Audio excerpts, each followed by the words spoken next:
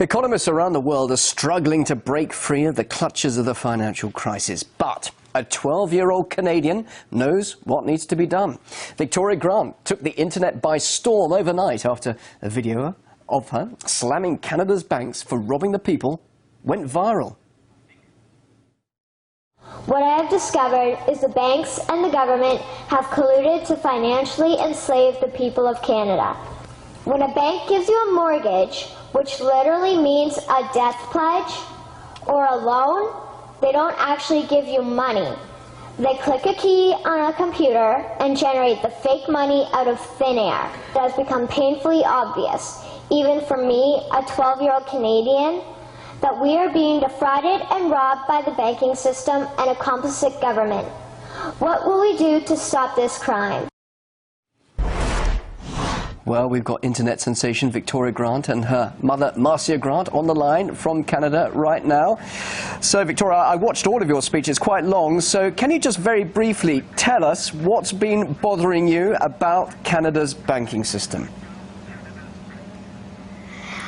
Well, what's been bothering me is that our government has been borrowing money from private banks and putting us into debt.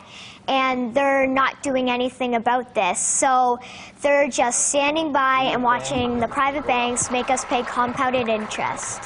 Well, clearly you understand what's happening there in your country. Do you have any solutions for the world's economic problems?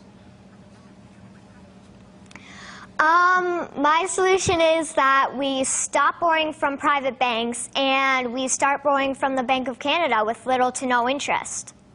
All right, but okay, now you're just 12 years old. Why do you think you understand what's wrong with the economy, that you have the answer and world leaders don't?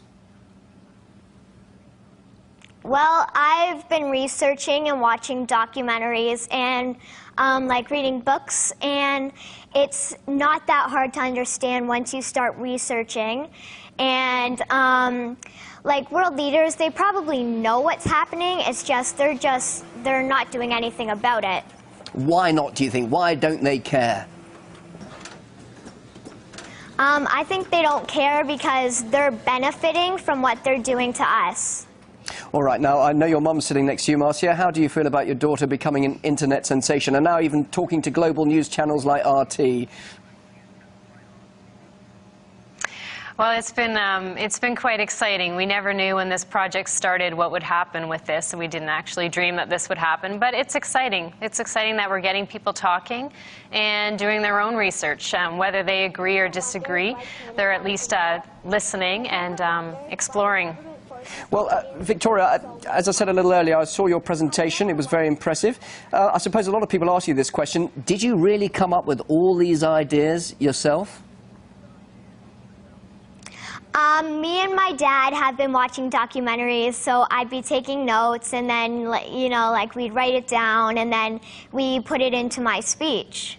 So this is the sort of thing you've been discussing. Like we both worked on it. So you've been discussing this with your dad, and clearly it's something that has really taken your interest by storm. And you feel that you definitely have a message to tell not just people of your generation, of your age, but the whole of the world, from what you're understanding now. Yeah. All right. Now, thousands, of course, people around the world will have seen you explaining what's wrong. What about you yourself? Your mum's obviously pretty excited by all of this, but what about the attention on you now?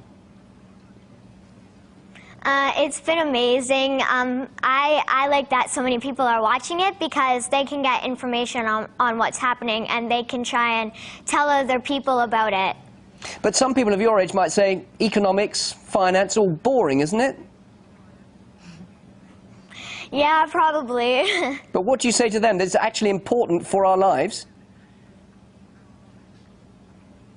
Well, it's important because if something really bad happens, you know, like we could grow up like living with just like one meal a day if this keeps getting worse. What about then when you grow up? What are your ambitions? Do you want to be an economist? Do you want to be a prime minister?